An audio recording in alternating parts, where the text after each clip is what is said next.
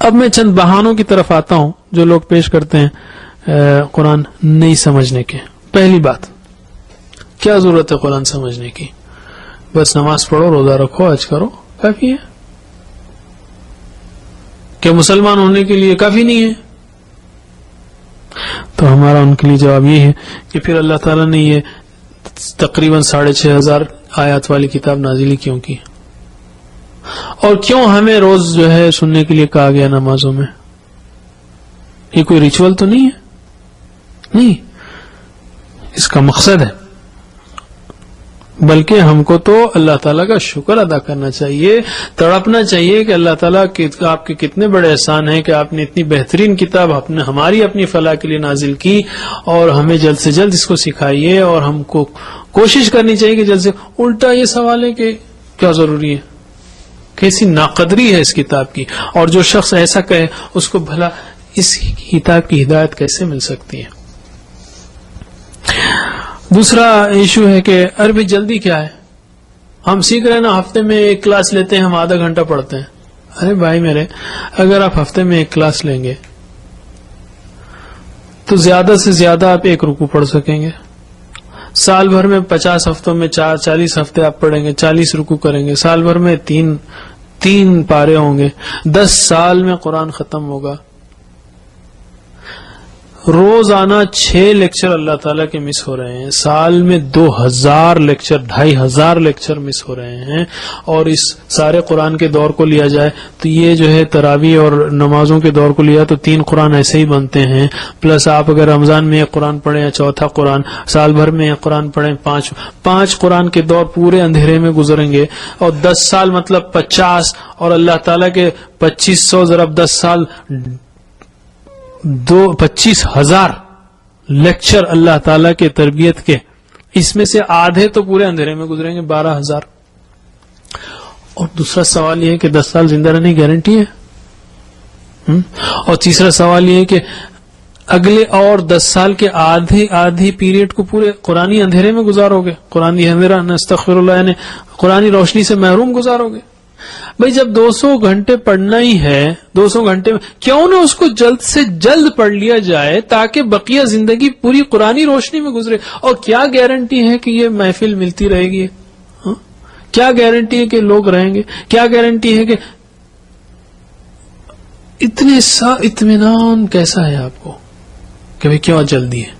ارے بہت ایمرجنسی ہے. کل کی فجر کی نماز سمجھ میں نہیں آئی تو مجھے افسوس ہونا چاہیے، اللہ تعالیٰ سے استغفار کرنا چاہیے.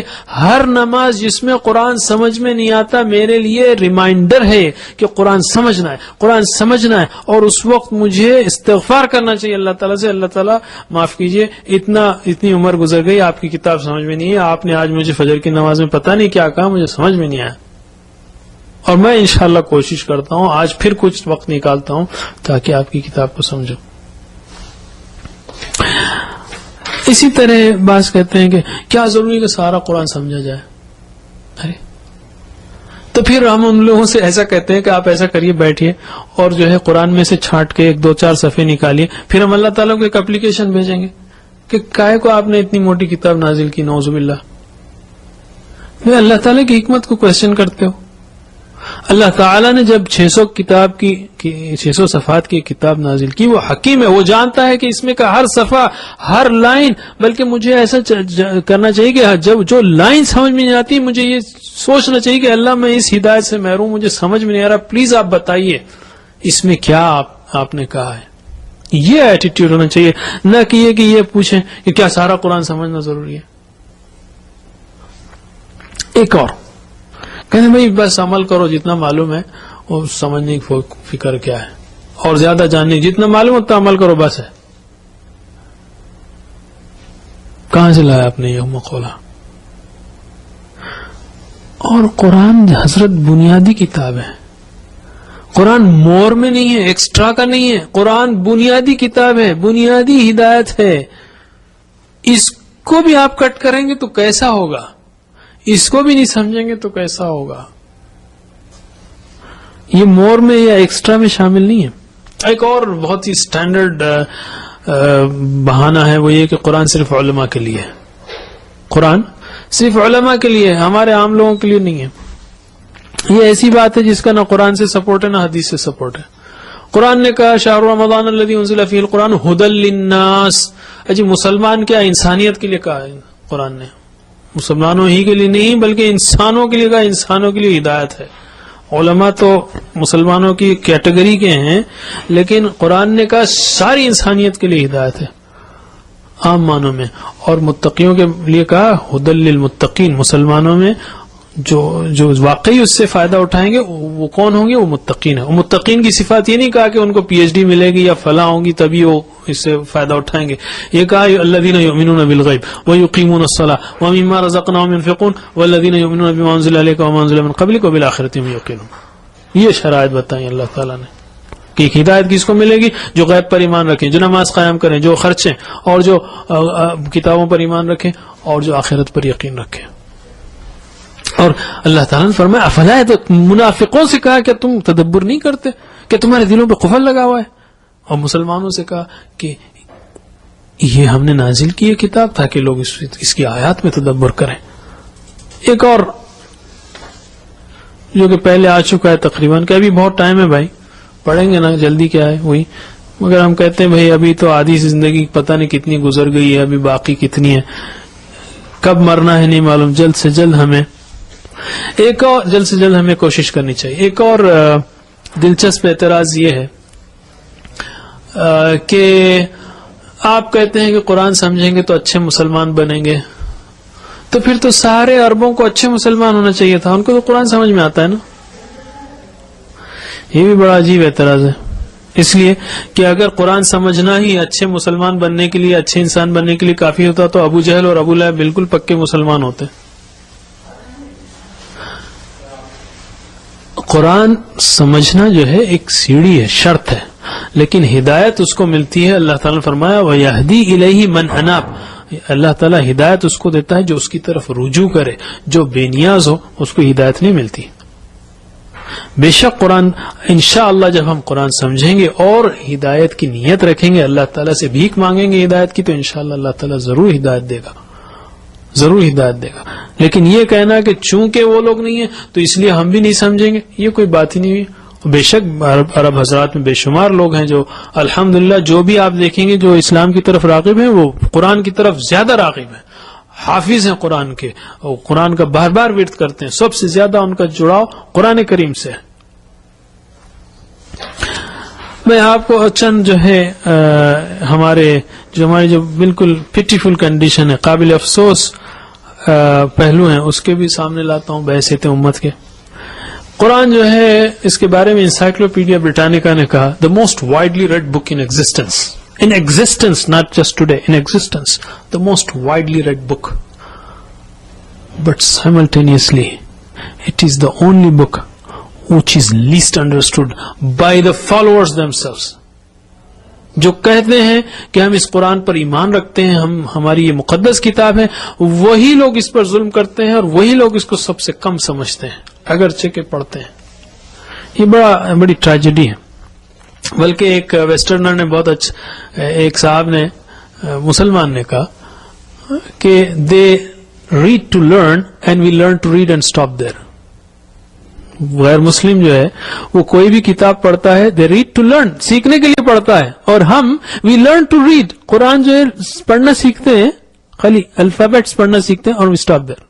اوندھا ہے, بالکل اوندھا دماغ ہے.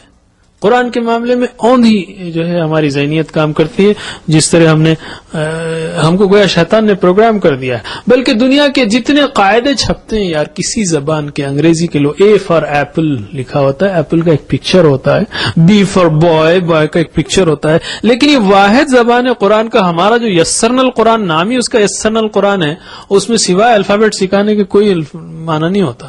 اس کا اپنا پہلو ہے, میں اس یسرن القرآن پہ کرٹیسائز نہیں کر رہا ہوں, لیکن ہمارے نظام پر کرٹیسائز کر رہا ہوں کہ کیوں ہم لوگ سمجھنے کے, ہمارا قاعدہ عربی کا سمجھنے کی طرف سے کیوں نہیں جاتا. یہ بڑی ٹریجڈی ہے. اللہ تعالیٰ نے فرمایا قرآن کے بارے میں قل بفضل اللہ وبرحمتہ فبذلک فلیفرحوا, اس قرآن کے بارے میں کہ اللہ کا فضل ہے اور اس کی رحمت ہے, اس پر تو ان لوگوں کو خوشی منانی چاہیے. اور ہم واقعی قرآن کو دیکھ کر ہم خوش ہوتے ہیں، یا ہماری جان پر بن آتی ہے جب ہم سے کہا جاتا ہے کہ روزانہ تلاوت کرو یا اس کو سمجھنے کے لیے ٹائم نکالو؟ اللہ تعالیٰ نے کہا اس کا تو خوشی منانی چاہیے. بلکہ ہمارا حال یہ ہے کہ ہم صرف اس کو مشکل اوقات میں پڑھتے ہیں. بلکہ انفارچونیٹلی میں مثال کے لیے کہہ رہا ہوں کہ جب ہمارے پاس یہ دیکھیں آپ کہ مسجد میں بہت لوگ قرآن پڑھ رہے ہیں تو آپ بولیں گے ضرور کوئی مر گیا ہے. ان لائک عرب ورلڈ میں الحمدللہ یہاں پہ قرآن پڑھنے کا اچھا رواج ہے. ہمارے پاس یا رمضانوں میں تلاوت ہوتی ہے یا پھر کوئی مر گیا جب ہی تلاوت ہوتی ہے. استغفر اللہ. گویا یہ کتاب کو ایک گلومی اس سے جوڑ دیا گیا ہے، ایک غم کے سچویشن سے جوڑ دیا گیا ہے کہ جب ہوگا تبھی پڑھیں گے. حالانکہ یہ کتاب جو ہے زندوں کے لیے آئی ہے، زندوں کی ہدایت کے لیے آئی ہے. تو ثواب کے پہلو سے میں بحث نہیں کر رہا ہوں، وہ الگ ایشوز ہیں، وہ آپ علماء کرام سے پوچھ لیں. لیکن اس کتاب کا مقصد ھدی للمتقین، اور وہ لوگ جو زندہ ہیں ان کے لیے آئی ہے. ھدی للناس، جو زندے لوگ ہیں ان کے لیے آئی ہے. اور ہمارا حال یہ ہے اسلامی حلقوں کا بھی کہ زیادہ سے زیادہ اس پر توجہ ہے تو تجوید پر ہے. اور بے شک تجوید فرض ہے، میں اس کی نفی نہیں کر رہا ہوں. آپ جو ہے جائیں گے کہیں پڑھیں گے تو زیادہ سے زیادہ آپ کو کہا جائے گا نہیں اس کو الحمد ہا سے پڑھی، الحمدللہ رب العالمین عین ہے. لیکن کوئی آپ پر کوئی ذکر بھی نہیں کرے گا کہ بھئی آپ کو یہ آیت سمجھ میں بھی آتی ہے. وہ آیت کی بات ہے ہی نہیں کہ آپ نہ سمجھیں، چاہے آپ جو ہے دنیا میں کتنی ڈگریاں کما لیں، کتنی آگے بڑھ جائیں. بلکہ ہم یہ کہتے ہیں کہ ہمارے پاس بڑے بڑے لوگ ہیں، کوئی ماسٹر ہے، کوئی انجینئر ہے، کوئی ڈاکٹر ہے، لیکن اس اللہ تعالی کی بنیادی کتاب کا جاہل ہے. جاہل ہے، شرم آنی چاہیے اس کو.